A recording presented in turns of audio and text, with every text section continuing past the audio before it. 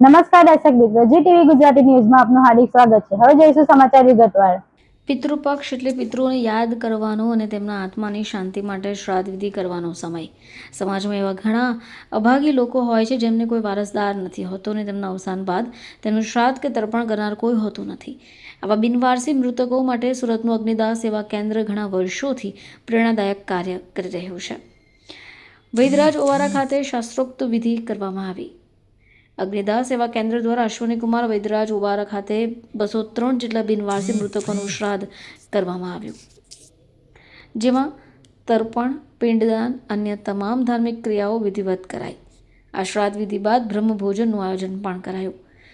અગ્નિદાહ સેવા કેન્દ્રના સંચાલક વેણીલાલ મારવાલા છેલ્લા ઘણા વર્ષોથી આ સેવાકીય પ્રવૃત્તિઓમાં નિસ્વાર્થ ભાવે કાર્યરત છે। એમનો ઉદ્દેશ્ય છે કે કોઈ પણ વ્યક્તિ મૃત્યુ પછી અનાથ ન રહે, અંતિમ સંસ્કાર, શ્રાદ્ધ વિધિ યોગ્ય રીતે થાય। મૃતકોની આત્માને શાંતિ જ નહીં આપે, પરંતુ સમાજમાં માનવતા અને સંવેદનશીલતા માટે એક મજબૂત સંદેશ પણ ફેલાવે છે।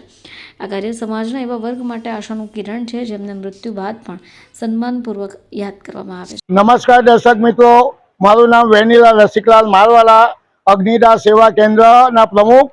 અગ્નિદાહ સેવા કેન્દ્ર દ્વારા સુરત શહેરની અંદર બિનવારસી મૃતદેહોનું વિનામૂલ્યે ન્યાય જાતના ભેદભાવ વગર અંતિમ સંસ્કાર કરતી સંસ્થાઓ દ્વારા આજે આખા વર્ષમાં 203 જેટલા મૃતદેહોના અંતિમ સંસ્કાર કર્યા છે। તેઓનું ભાદરવા વદ 14ને શનિવારના દિવસે પવિત્ર તાપી નદીના કિનારા પર વૈદરાજ મંદિરના ઓવારે શ્રાદ્ધ વિધિ કરવામાં આવી રહી છે। આ શ્રાદ્ધ વિધિની અંદર જે લોકો એના સ્વજનોને શોધખોળ કરવા આવ્યા હતા તે લોકોની 2 લાશોની ઓળખ થઈ એવું અનુમાન અમે લગાવી રહ્યા છે અને 2 લાશની ઓળખ થઈ જ છે। ત્યારબાદ બિનવારસી મૃતકોનો જે અમે શ્રાદ્ધ કરી રહ્યા છે તેના અનુસંધાનમાં બ્રહ્મ ભોજન રાખ્યું છે। એ બ્રહ્મ ભોજનનું સ્થળ છે ઝાપા બજાર હાથીભળિયા રામજી મંદિરની વાડીમાં 6 વાગે રાખવામાં આવ્યું છે અને આ સંસ્થા 25 વર્ષથી કાર્યરત છે, જેમાં 7,500 જેટલી લાશોના દાહ સંસ્કાર કર્યા છે અને અત્યાર સુધીમાં 45 લાશોની ઓળખ થઈ છે। અને આ સંસ્થાની અંદર અમારા તમામ સ્વયંસેવકો અને અમારા ટ્રસ્ટીગણો ખરા પગે ઊભા રહીને આ કાર્યની અંદર ખભે ખભા મિલાવીને અમને સહકાર આપે છે।